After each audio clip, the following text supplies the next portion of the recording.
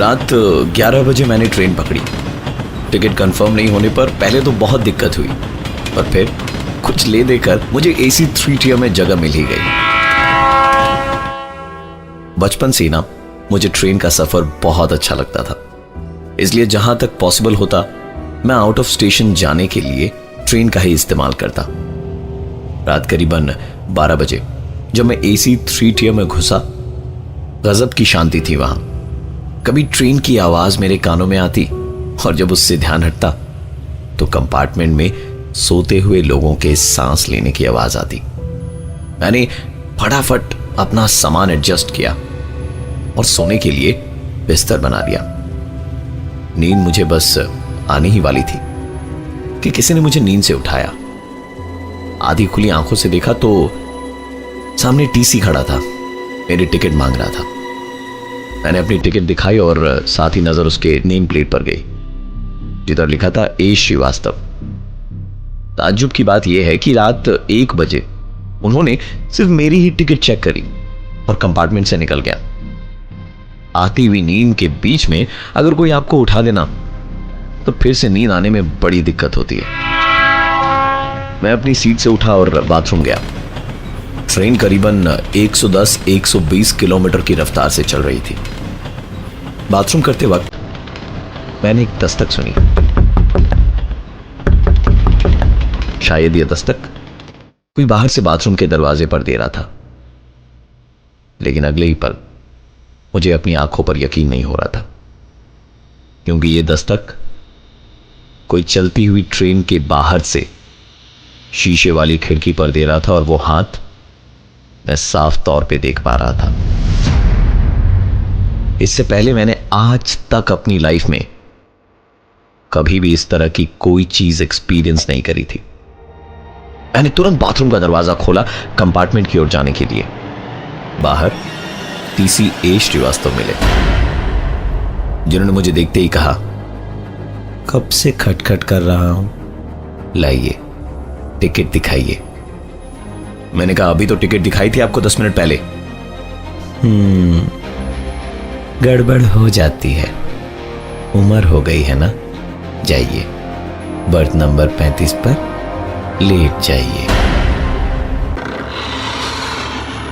दरवाजा खोलकर मैंने जैसे ही कंपार्टमेंट में घुसने के लिए कदम अंदर रखा, वहां का नजारा देख मेरे होश उड़ गए थे।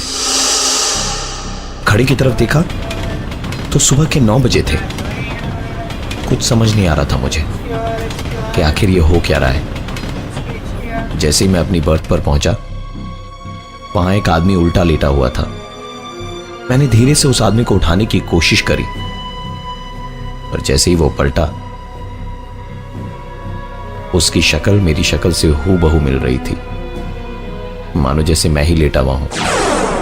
और ये देखकर मेरा सपना टूटा। मैं अभी भी बाथरूम में ही था और बाहर दरवाजे पर हो रही थी दस्तक। दरवाजा खोला तो सामने थे A श्रीवास्तव, मेरी टिकट चेक करने के लिए। टिकट दिखाकर मैंने घड़ी की ओर देखा। रात के 1:30 बजे थे। कंपार्टमेंट का दरवाजा खोलने से मैं डर रहा था कि कहीं मेरा देखा हुआ सपना सच ना हो जाए। कंपार्टमेंट का दरवाजा खोला तो मेरी सांस में सांस आई। सब पहले जैसा था। कभी ट्रेन की आवाज आती तो कभी लोगों के गहरी सांस लेने की आवाज। दबे कदमों से मैं अपनी बर्थ की ओर बढ़ा। मेरी बर्थ पर पहुंचकर सोते वक्त मैंने जैसे ही करवट बदली, मेरे सामने की बर्थ पर एक बच्चे को बैठा हुआ देखा। मैंने कहा, सो जाओ बेटा, रात बहुत हो गई है। सुनकर लड़के ने कहा, अंकल मेरे पापा नहीं मिल रहे, आपने मेरे पापा को कहीं देखा क्या? मैंने जब उससे उसके पापा का नाम पूछा तो वो लड़का बोला, A श्रीवास्तव। इनको मैंने अभी अभी बाथरूम के दरवाजे के पास देखा था, इसलिए बच्चे को लेकर मैं तुरंत उसी तरफ निकला। लेकिन तब तक वो शायद किसी और कंपार्टमेंट में टिकट चेक करने चले गए थे। बच्चे ने कहा, अंकल मुझे बहुत जोर टॉयलेट लगी है, आप प्लीज 2 मिनट रुकिए ना। इतना कहकर वो बाथरूम के अंदर चला गया और मैं बाहर रुका रहा 5 मिनट तक। जब वो बाहर नहीं आया तो इस बार मैंने दरवाजे पर दस्तक देना शुरू किया। दरवाजा खुलने पर अंदर से बच्चा नहीं, टीसी ए श्रीवास्तव निकला। उसे देखते ही मैं समझ गया था कि गड़बड़ क्या है और मैं अपनी बर्थ की ओर भागा, जहां वो बच्चा बैठा हुआ था जिसको मैंने अभी अभी बाथरूम के दरवाजे के अंदर छोड़ा था।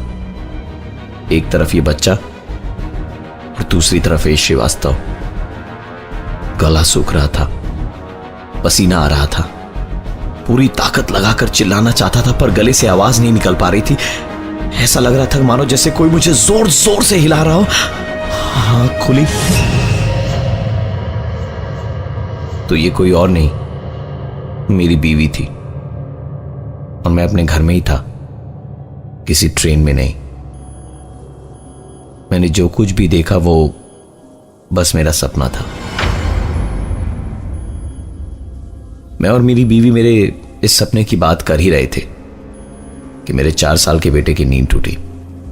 मैं उसे बाथरूम ले गया और बाहर खड़े खड़े अपने सपने के बारे में सोचते हुए 10 मिनट कब निकल गए पता ही नहीं चला। इस बीच मेरा ध्यान ही हट गया था कि मेरा बेटा बाथरूम के अंदर है।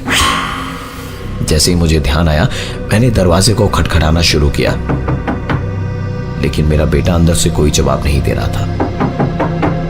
मैंने और जोर जोर से दरवाजे को खटखटाना शुरू किया और इसी खटखट से मेरी नींद टूटी और देखा तो पाया कि मैं घर पर नहीं, ट्रेन में ही था।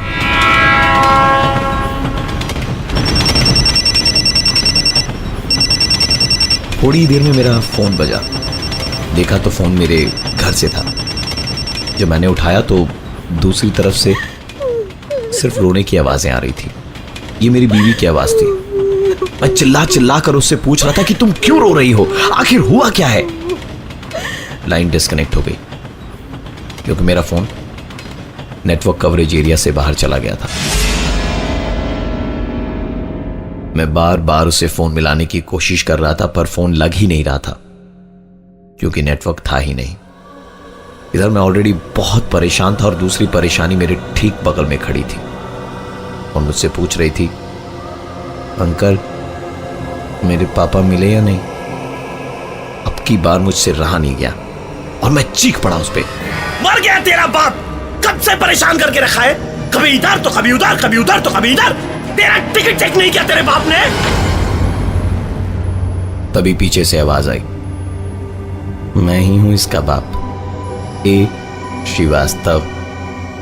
आपने बुलाया मुझे, लाइए टिकट दिखाइए। आपने मेरे पापा टिकट दिखाइए, आपने मेरे पापा टिकट दिखाइए, आपने मेरे टिकट पापा दिखाइए, पापा टिकट पापा दिखाइए, आपने मेरे टिकट पापा टिकट पापा टिकट, आपने मेरे टिकट पापा टिकट पापा टिकट पापा। आंख खोली तो शाम के 6 बज रहे थे। मुझे 2 घंटे में स्टेशन पहुंचना था। दरअसल मेरे साथ ये जितने भी हादसे हुए वो सब मेरे सपने के अंदर एक सपना था, एक ऐसा सपना जो मुझे सच लग रहा था।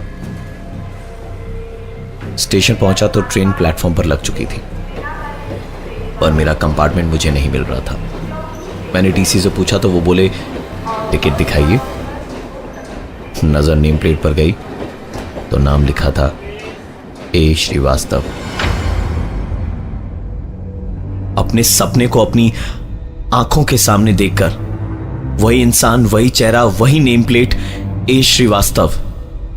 मुझे लगा कुछ ना कुछ कहीं ना कहीं जरूर गलत है, इसलिए मैंने तुरंत अपनी टिकट अपने पॉकेट में डाली और वापस घर के लिए निकल लिया। पूरी रात इस कश्मकश में निकल गई कि आखिरकार ये हुआ क्या था। जाना बहुत जरूरी था, इसलिए मैंने अगले ही दिन फ्लाइट के टिकट्स बुक कराई। एयरपोर्ट के वेटिंग लाउंज में बैठा अखबार पढ़ ही रहा था कि टीवी पर आती एक खबर की तरफ मेरा ध्यान गया।